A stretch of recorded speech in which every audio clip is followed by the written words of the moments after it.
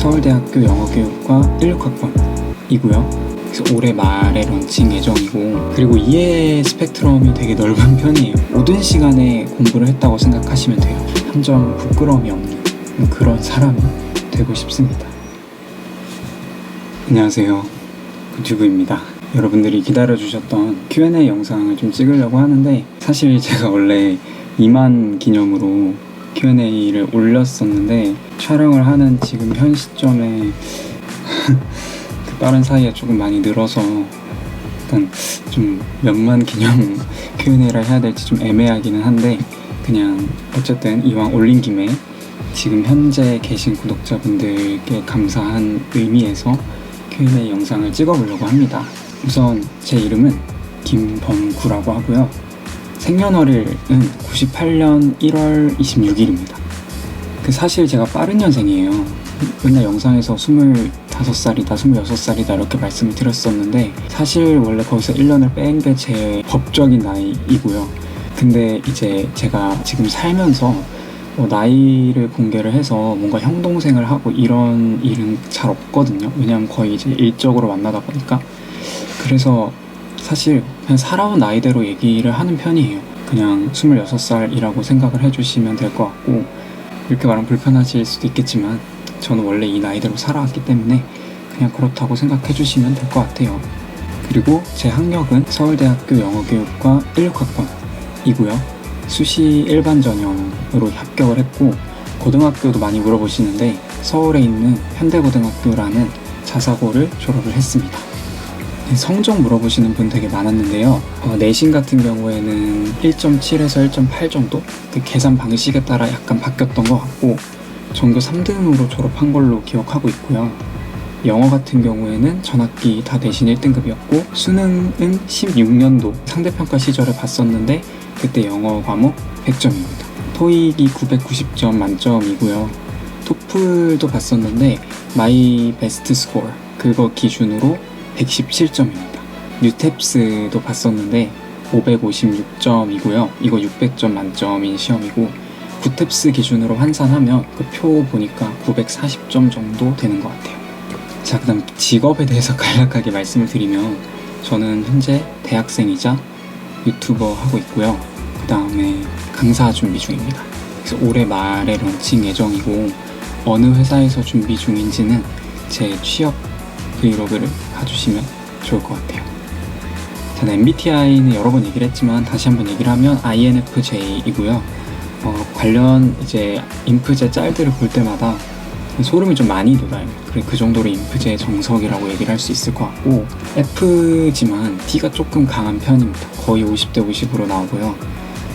인프제 얘기들 거의 다 들어봤는데 하나 좀 다른 거는 집돌이는 아닌 것 같아요. 집돌이 아니고 집에서 할 일 하는 거를 잘 못하고 집에 있으면 좀 게을러지고 우울해지는 편이라 밖에 나가서 할 일을 하는 편이고요. 혼자 있는 거 별로 안 좋아해서 정말 친한 친구들 2-3명이랑 같이 노는 거 되게 좋아합니다. 그리고 이해 스펙트럼이 되게 넓은 편이에요. 그래서 공감도 잘 하는 걸로 보이는데, 사실 이해가 안 가는 거에 대해서 그렇구나 하고 그냥 공감하는 건 아니고, 이해가 가야지만 공감이 가능한데 그 이해 스펙트럼이 되게 넓습니다. 그래서 양극단에 있는 것들도 다 이해가 되는 성격이라 공감을 잘 하는 것처럼 자연스럽게 보이는 것 같아요. 그래서 되게 양가적인 사람이라고 스스로 많이 생각을 하고, 어떨 때는 그래서 내 주관이 그렇게 뚜렷하지 않구나라는 생각이 들 때도 있어요. 제가 강사를 결심하게 된 계기는 사실 옛날부터 하고 싶었던 것 같아요. 하고 싶은 일 중에 제일 잘할 수 있는 일이 뭘까? 하고 싶은 것도 되게 많거든요. 근데 그 중에서 내 현재 조건들, 현재 내가 가진 자질들을 따졌을 때 제일 잘할 수 있는 게 뭘까를 생각했을 때, 그리고 그게 성공했을 때 나한테 돌아오는 보상이 얼마나 좋은가를 생각했을 때 강사라는 직업을 선택을 하게 된 것 같고, 만약에 강사를 안 했다면, 만약에 영어교육과를 그대로 갔다면 다른 선택지는 전혀 고려하지 않았을 것 같고요. 다른 학과에 갔다면 심리학과나 이과였으면 의대를 생각을 했을 것 같아요. 뭔가 인간에 대해서 파악하고 상담하고 얘기를 들어주는 그런 것들도 되게 잘 할 수 있을 거라고 생각을 해서 사실 제가 겪어보지 않은 학과하고 영역이기 때문에 절대로 쉽게 얘기할 수 없다는 거 그래서 혹시 불편하신 분들 계실까봐 말씀을 드리고요. 다만 그쪽으로 관심이 생겼을 것 같다 정도의 얘기입니다. 비슷한 맥락으로 영어교육과를 진학하게 된 계기가 뭐냐는 질문도 있었는데 저는 유학하면서 일단 영어가 조금 재밌어졌어요. 초등학교 4학년 때 그 미국의 텍사스라는 그 중에서도 어스틴이라는 지역에 이제 1년 동안 유학을 갔다가 돌아왔는데요. 그때부터 영어가 좀 재밌어졌고 중3 때 고등학교 올라가면서 처음으로 영어 문법을 공부를 했어요. 근데 내가 이렇게 영어에 대한 감이 있는 상태에서 문법을 역으로 공부를 하니까 오히려 좀 되게 흥미롭더라고요. 그래서 그런 것들을 친구들한테 설명해 주는 게 되게 재밌을 것 같다는 생각이 들어서 그때부터 영어 교육과를 쭉 꿈꿔왔던 것 같습니다. 번아웃이 왔을 때 어떻게 대처를 하시냐는 질문이 있었는데 되게 많았어요. 저는 사실 은근히 에너지가 적은 사람이라서 번아웃이 정말 주기적으로 와요. 그러니까 막 완전 심하게 세게 빡 오는 순간도 있지만 얕게도 되게 자주 오거든요. 그럴 때는 잠시 쉬어주기도 하고 주위 사람들한테 이렇게 얘기를 하기도 합니다. 요즘 집중이 잘 안 된다, 힘들다, 피곤하다, 뭔가 고민이 생긴다 이런 얘기를 해서 뭔가 그들한테서 이렇게 위로를 받기도 하고 아니면 뭐 햇빛을 쬐는 것도 되게 좋아요. 제가 밖에 나가는 이유가 그래서이기도 한데 집에 있으면 계속 나른해지고 고민만 많아지고 축 처질 때가 있는데 그럴 때는 잠깐씩 나가면서 햇빛도 쬐면서 뭔가 이렇게 환기를 시켜주는 것도 되게 좋은 방법입니다. 그리고 이게 가시적인 성과가 안 보일 때 좀 번아웃이 오는 것 같아요. 뭔가 지금 내가 하고 있는 일이 너무 잘 되고 너무 사람들한테 칭찬받고 관심을 받고 이러면은 사실 번아웃이 오진 않는데 뭔가 그런 것들이 전에 비해 덜할 때, 눈에 띄지 않을 때 그럴 때 번아웃이 오는 것 같아서 그럴 때는 뭔가 소박하더라도 성과, 성공 경험 이런 것들을 좀 스스로 만들어주는 편입니다. 그다음 삶의 낙이 뭐냐고 물어보시는데 사실 좀 독특해요. 주변 친구들, 가족들, 소중하게 생각하는 사람들한테 베푸는 거. 내가 가지고 있는 것들로 그들이 좋아하는 거 같이 해주고 뭔가 이렇게 주는 걸 좀 좋아하는 성격이에요. 소중한 친구들한테 좀 이것저것 많이 챙겨주고 싶어하는 그런 성격이라 가끔은 왜 이렇게 주고만 사나 이런 고민도 좀 할 때가 있거든요. 호구인가? 그런 생각을 할 때도 있는데 얼마 전에 그런 말을 본 적이 있는데 되게 공감이 가더라고요. 가진 게 많은 사람은 받을 때보다 줄 때도 행복하다라는 말을 본 적이 있거든요. 너무 공감이 가더라고요. 뭔가 저는 어려서부터 많은 복을 가지고 태어났다고 생각하고 노력하는 것도 있지만 정말 좋은 사람들도 만나고 좋은 기회도 많이 만나서 크게 모난 부분 없이 잘 자랄 수 있었다고 생각을 하거든요. 그래서인지 제가 뭔가를 받을 때보다 가진 것들을 나눠줄 때 더 많은 기쁨을 느끼고요. 뭔가 유튜브를 통해서 여러분들한테 뭔가 도움을 주고 강의를 하고 이런 게 재밌는 것도 그런 이유가 있는 것 같아요. 어쨌든 많은 복을 가지고 태어났기 때문에 주는 게 더 행복한 사람으로 성장한 게 아닐까라고 생각을 하고요. 그렇다고 아무한테나 다 주고 싶어 하는 호구는 아닙니다. 정말 제가 소중하게 생각하는 가족들과 정말 소수의 친구들한테만 베푸는 걸 좋아하지 그 외에는 딱히 큰 관심이 없어요. 그래서 막 돈 빌려달라는 연락 이런 거 왔을 때 막 혹시 막 부모님 막 빌려주고 다니시는 거 아니겠지? 생각하실 수 있는데 그렇지 않습니다. 싸워본 경험이 있냐고 질문을 주셨어요. 갈등을 싫어해서 누구랑 그렇게 크게 싸워본 적이 잘 없고요. 혼자 마음의 문을 좀 닫고 서서히 거리를 두는 편이에요. 도어슬램이라고 하죠. 인프제 특징이기도 합니다. 갈등 상황이 이렇게 뭐랄까 사소한 의견 차이나 대화로 이렇게 풀릴 것 같은 그런 문제들이면 얘기를 하죠. 그리고 풀죠. 근데 고질적이거나 정말 못 고칠 것 같은 문제들 그런 것들은 이제 저는 얘기를 해도 해결이 안 되기 때문에 그냥 서서히 멀리 하는 것 같아요. 뭔가 이렇게 고쳐달라 하는 것도 엎드려 절받기 같을 때가 있어요. 그럴 때는 그냥 그래, 인연이 아닌가 보다 하고 그냥 멀어지는 편입니다. 삶을 지탱해주는 것들이 뭐냐고 말씀을 해주셨는데 아까 삶의 낙이랑도 좀 비슷할 것 같아요. 근데 과거를 돌아보는 걸 별로 좋아하지 않거든요. 물론 앨범을 보고 제 브이로그를 다시 보면서 추억을 회상하고 이런 거는 좋아요. 근데 그때로 돌아가고 싶다는 생각은 단 한 번도 하지 않아요. 왜냐하면 저는 나날이 발전하고 있다고 생각을 하거든요. 과거로 돌아가면 뭔가 그 발전 과정을 다시 거쳐야 된다는 게 좀 아깝고 현재 미래를 생각하며 항상 사는 편인데 과거에 얽매이면 뭔가 발전하기 힘든 것 같아요. 그래서 좀 얽매이지 않으려고 노력하는 편이고 저를 지탱해 주는 건 다가올 미래에 대한 두려움, 걱정입니다. 이 다가올 미래를 내가 어떻게 잘 보낼 수 있을까? 내가 잘 할 수 있을까? 그런 걱정들을 가지고 사는 게 저를 계속해서 열심히 살게 만들어주는 것 같습니다. 사람으로 치면 정말 소중한 주위, 친구들, 가족들, 브이로그에도 종종 나오는 그 사람들이 저를 지탱해주는 사람들입니다. 정말 그 친구들이 없으면 저는 정말 살 수 없어요. 저 가족과 소중한 소수의 친구들 없으면 진짜 삶의 낙이 없는 것 같아요. 제 삶의 낙은 사람인 것 같습니다. 자, 이제 본격적으로 공부 얘기를 좀 해볼게요. 시험 기간을 어떻게 대비를 하셨냐고 말씀을 하시는데 중간 기말고사를 얘기를 하는 거겠죠. 보통 저는 한 달 전부터 준비를 했고요. 요일별로 4주면 4주, 5주면 5주 요일별로 과목을 지정을 했어요. 예를 들어 월요일에는 국어 공부하는 날, 화요일에는 영어 공부하는 날, 경제는 수요일 날, 그리고 수학은 매일매일 이런 식으로 조금 정해놨습니다.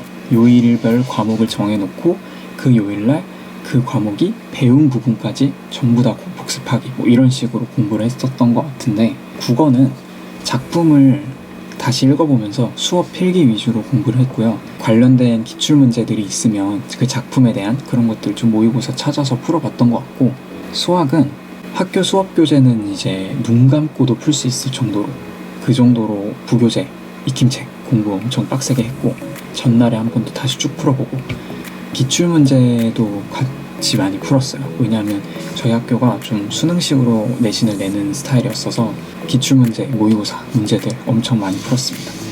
영어는 제가 이전 영상에서 많이 얘기를 했지만 변형 문제를 직접 만들었습니다. 왜냐하면 영어도 수능식으로 출제가 돼서 그 수능 출제 유형들 있죠. 그 유형별로 제시문들을 하나하나씩 어떻게 변형될 수 있을지를 정말 다 봤어요.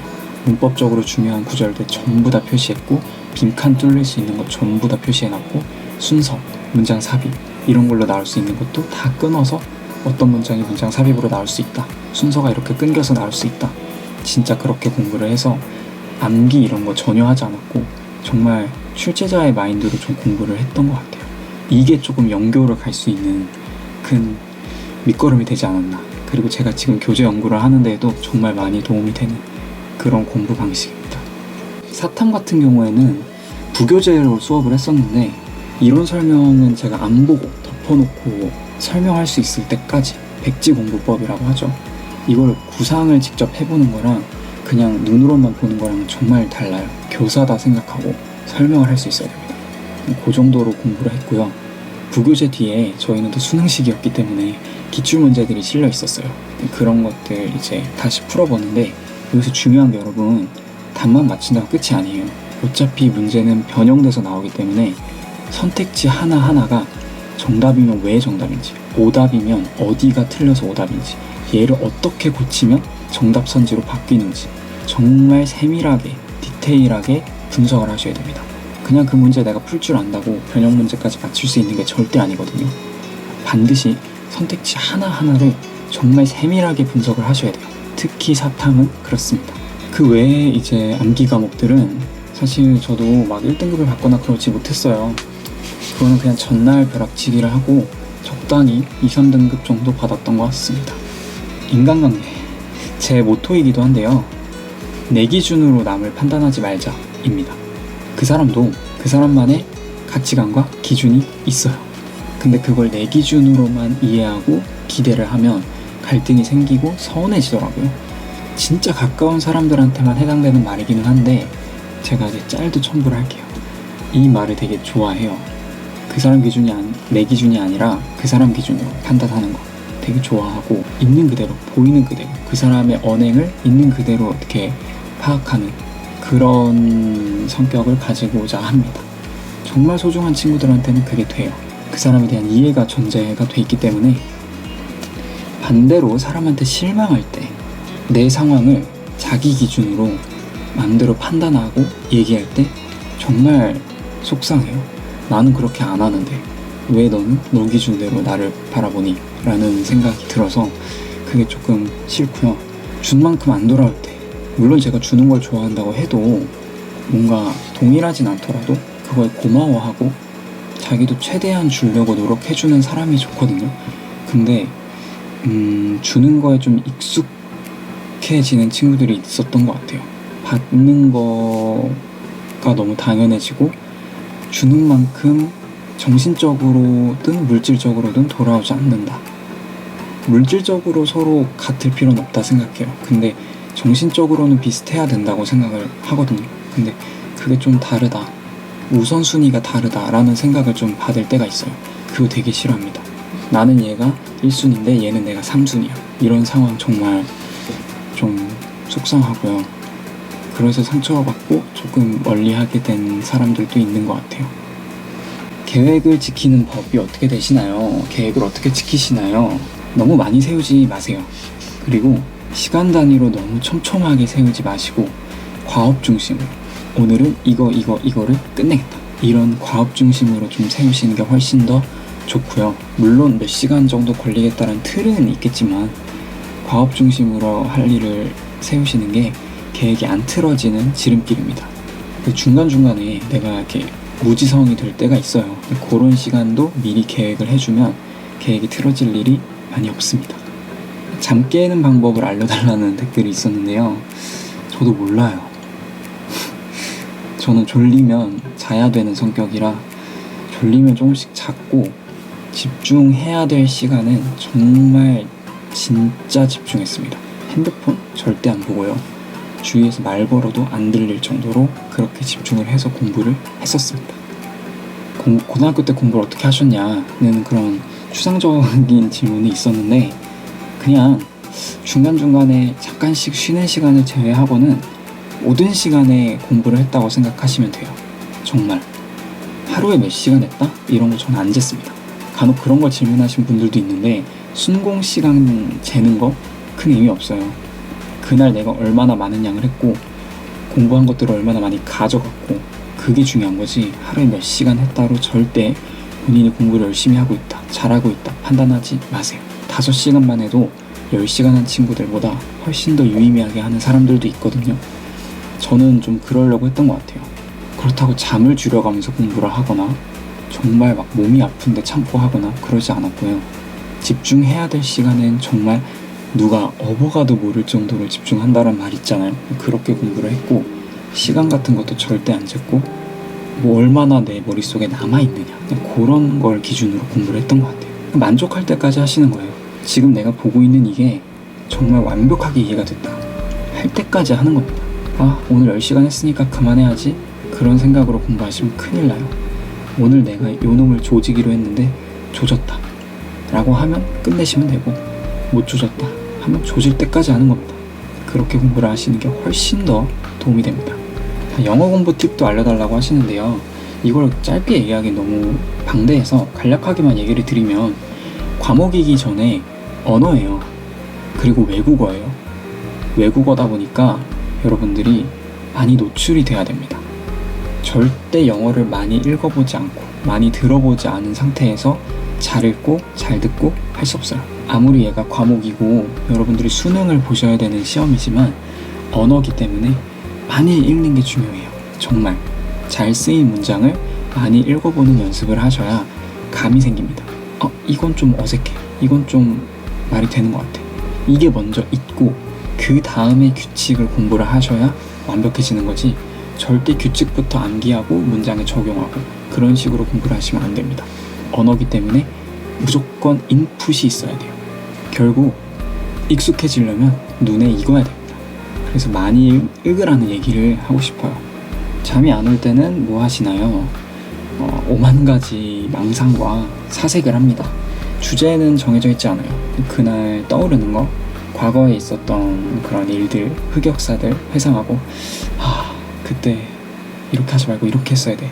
이런 경험들을 토대로 모두 삶의 교훈을 도출을 합니다. 네, 이럴 때는 앞으로 이렇게 해야 된다 하면서 뭔가 좀 추상적인 얘기들에 대한 결론들을 내리고 그런 사색들을 좀 하는 것 같아요. 그러니까 인생의 진리와 교훈을 탐색하는 시간을 가지고요. 약간 저만의 어떤 개똥 철학을 형성하는 시간이 아닐까, 새벽은. 그게 아니면 유튜브나 뭐 인스타를 보기도 합니다. 미래가 불확실할 때 마인드 컨트롤을 어떻게 하냐고 질문을 주셨는데, 저는 내실을 다지는 것 같아요. 스스로에 대한 확신이 없을 때 보통 미래가 불안하다고 생각하거든요. 더욱 준비가 갖춰질 수 있도록 노력합니다. 진짜 내 노력과 별개로 미래가 불확실한 그런 거라면 물 뜨고 기도를 해야죠. 기도 메타가 답이지만 보통은 자신에 대한 확신이 없어서 미래가 불투명해지는 게 아닐까라고 생각을 합니다. 화났을 때 어떻게 하시나요? 저는 일단 생각에 잠깁니다. 바로 화를 내지 않아요. 웬만하면 내가 화를 내도 되는 상황인지, 내 기준에서만 판단하는 거는 아닐지. 화가 났을 때 툭 화를 내버리면 나중에 얘기를 하다 보면 좀 후회가 되더라고요. 조금 더 성숙하게 표현할 수 있었는데 왜 그랬지? 라는 생각들을 하게 되더라고요. 그래서 합리적으로 생각해 볼 수 있을 때까지 좀 기다리는 것 같아요. 기다렸다가 근데 암만 생각해봐도 내가 화를 내도 되는 상황이다. 그러면은 화가 난 이유를 정말 다 정리합니다. 그리고 그거에 대한 상대의 반박까지 다 생각해서 다 대비합니다. 얘가 이렇게 반박하면 이렇게 받아쳐야지. 절대 빠져나갈 구멍이 없게끔. 정말 소수의 경우지만 그럴 때는 보통 상대가 인정을 하더라고요.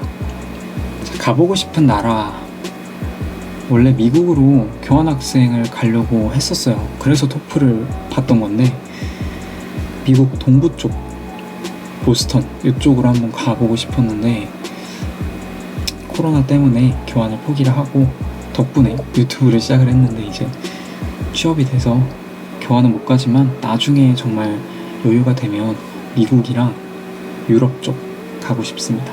미국은 가봤지만 다시 가보고 싶은 거죠. 안 갔던 지역들로. 자, 도전하고 싶은 컨텐츠가 있나요? 저는 고민 상담 컨텐츠 정말 해보고 싶어요. 제가 물론 삶의 지혜가 많이 쌓인 그런 현명한 나이는 아니지만 뭔가 여러분들이 항상 저한테 고민을 많이 얘기를 하시는데 답변을 드릴 기회가 많지가 않아요. 뭔가 글로 표현하기엔 힘들고 Q&A 시간에 얘기를 하자니 저에 대한 걸 더 궁금해 하셔서 여러분들의 어떤 고민을 들어드리는 그런 컨텐츠를 좀 해보고 싶습니다. 특히 저의 어떤 인프제스러움을 많이 담아낼 수 있지 않을까. 좌우명이 뭐냐고 물어보셨는데 그 소녀시대 서연님이 말씀하셨던 그 얘기를 되게 공감해요. 최후의 승자는 선한 사람이다.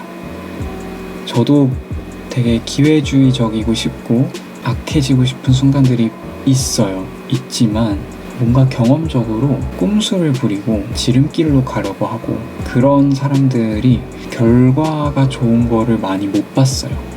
그래서 항상 정정당당하게, 선하다보다는 저는 정정당당하다는 걸 얘기를 하고 싶어요. 그런 사람이 되어서 절대 여러분들한테 한 점 부끄러움이 없는 그런 사람이 되고 싶습니다. 자, 마지막 구독자 이름을 지어달라고 하셨는데요. 구독자 이름은 제가 댓글 중에서 하나를 골랐는데 백구라고 결정을 하게 됐습니다. 여러분들은 백구님들이세요. 왜 그러냐면 제 이름이 범구기도 하고 백구라는 강아지잖아요. 되게 귀엽잖아요. 하얗잖아요. 그래서 뭔가 제가 엄청 하얀 편이기도 해서 그런 거랑 잘 맞는다고 생각하셔서 추천을 해주셨는데 백구 되게 귀여운 것 같아요. 백구들. 우리 백구들.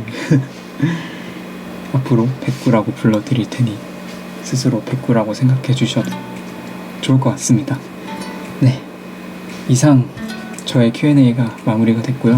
2만 기념 Q&A로 찍은 영상인데 정말 영광이고, 정말 사실 실감이 안 가요. 뭔가 브이로그가 알고리즘에 터졌으면 이렇게까지 기쁘진 않았을 것 같은데, 강의하는 영상이 알고리즘이 터지니까 너무너무 뿌듯하더라고요. 내가 이 길에 그래도 소질이 있구나, 런칭을 했을 때 망하진 않겠구나, 이런 생각들이 들면서 앞으로의 런칭 준비도 더 힘을 내서 할 수 있는 그런 원동력을 제공을 해주신 것 같습니다. 그게 정말 감사하고요. 이미 언급된 질문들을 하신 분들도 계세요. 그런 분들은 제 일전에 올린 Q&A 영상이나 제 인스타 그 스토리 하이라이트 보면 제가 Q&A 따로 모아놓은 게 있거든요. 그거 보시면 거기에 또 되게 사소하고 디테일한 그런 저에 대한 정보들이 많이 있습니다. 이번 Q&A는 새로 오신 구독자분들을 위해서 제 개인적인 정보들과 기존에 언급되지 않았던 그런 질문들 위주로 많이 담아봤습니다. 네, 봐주셔서 감사하고요. 저는 조만간 또 브이로그와 함께 돌아오도록 하겠습니다. 우리 백구들 다음에 또 만나요. 안녕.